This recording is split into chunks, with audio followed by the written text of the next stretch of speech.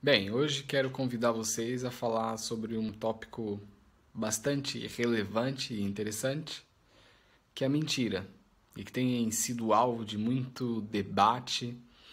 Geralmente no senso comum tem uma conotação meio moral, que envolve religião, alguns contratos sociais, aquilo que chamamos de honra, que é errado mentir e etc, não é?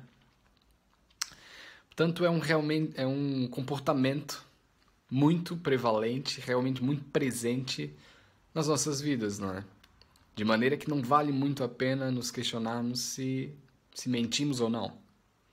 E sim, quando é que mentimos? E por quais razões é que mentimos?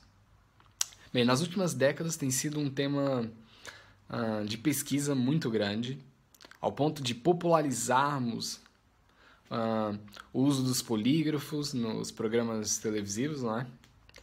E como se fosse possível encontrar uma forma, por meio de um exame, um instrumento, do qual indique para nós se a pessoa está mentindo ou não. Se isso fosse possível, adiantaríamos muito dos processos criminais existentes, não é? Essa pessoa é culpada, está a mentir e etc, não é?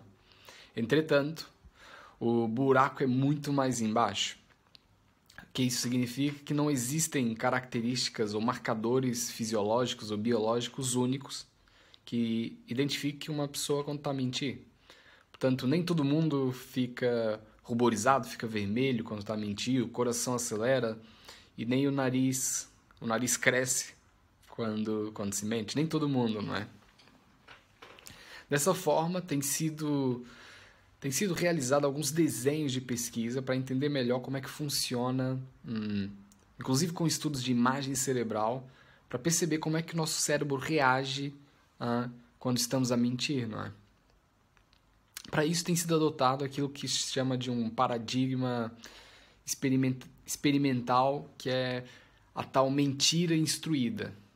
O que é isso? Basicamente, os experimentadores, os pesquisadores, instruem os participantes a fazerem declarações verdadeiras ou falsas, principalmente fornecendo algumas pistas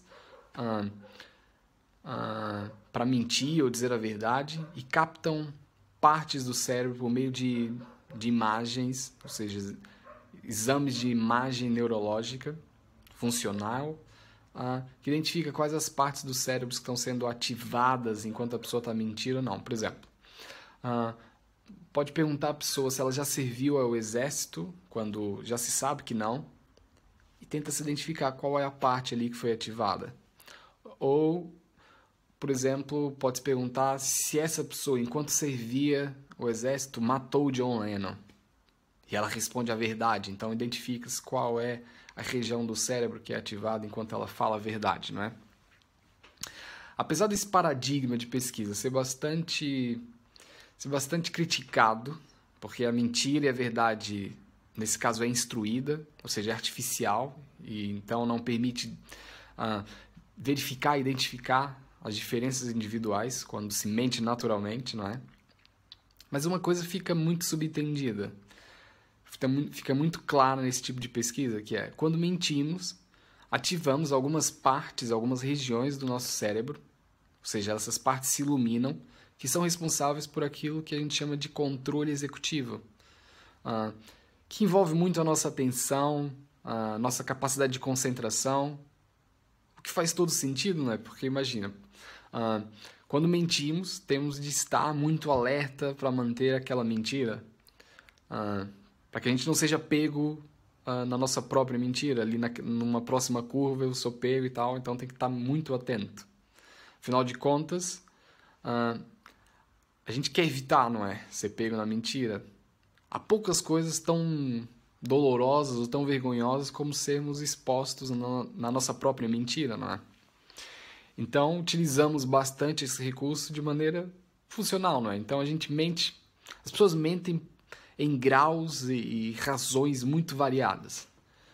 E tem sido assim, estabelecido que, no geral, a gente mente para obter algum tipo de... para alcançar algum tipo de proteção. Então, quando mentimos, nos protegemos, por exemplo, de nós mesmos.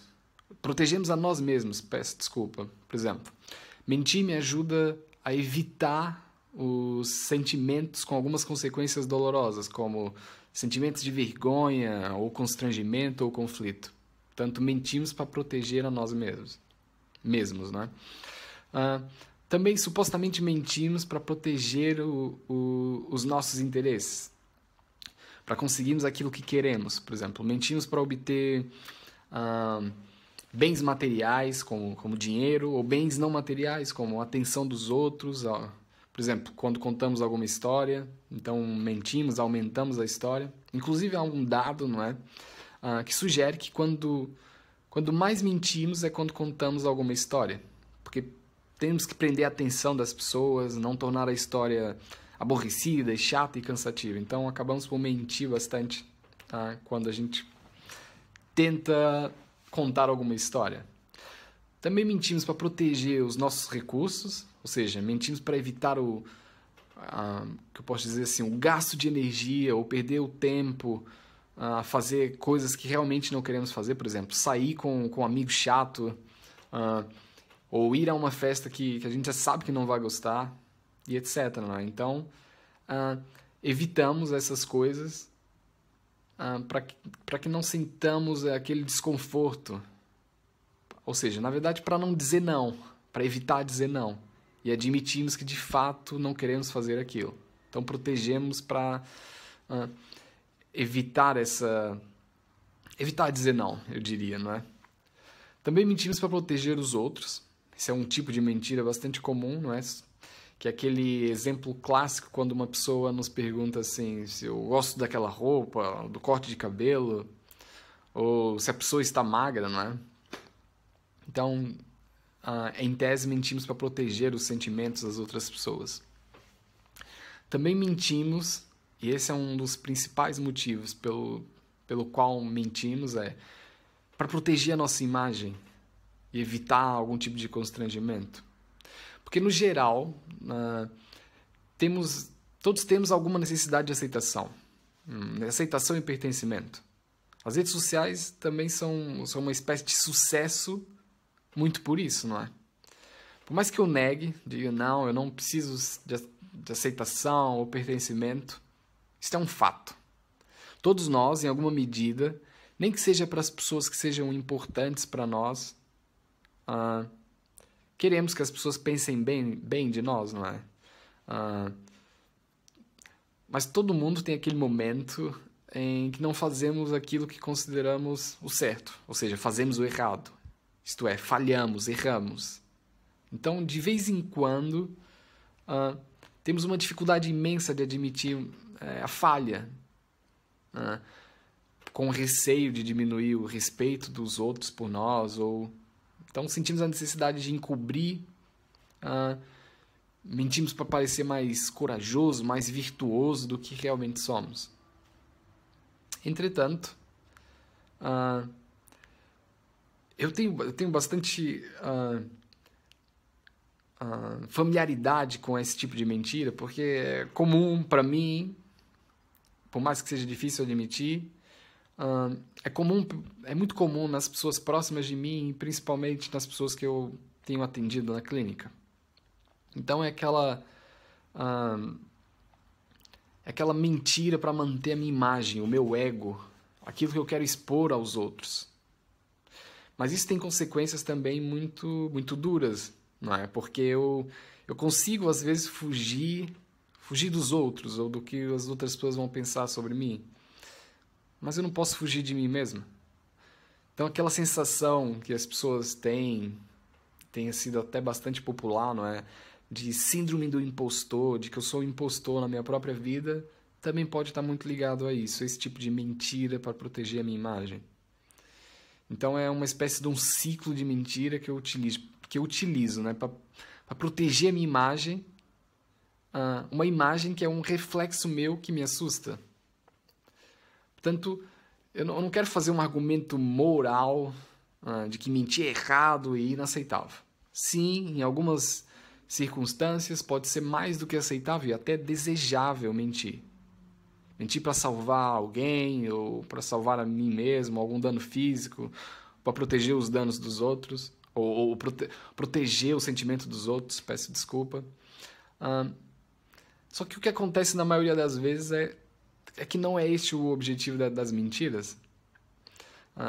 Ou seja, de maneira bem pragmática, a mentira não funciona bem. No geral, a mentira não funciona bem. Não produz bons resultados para mim e para os outros. Ou seja, não é eficaz. Não é eficaz. Dizer a verdade nos ajuda a corrigir aquilo que são os nossos erros, as nossas falhas, as nossas lacunas. Dizer a mentira nos cega para aquilo que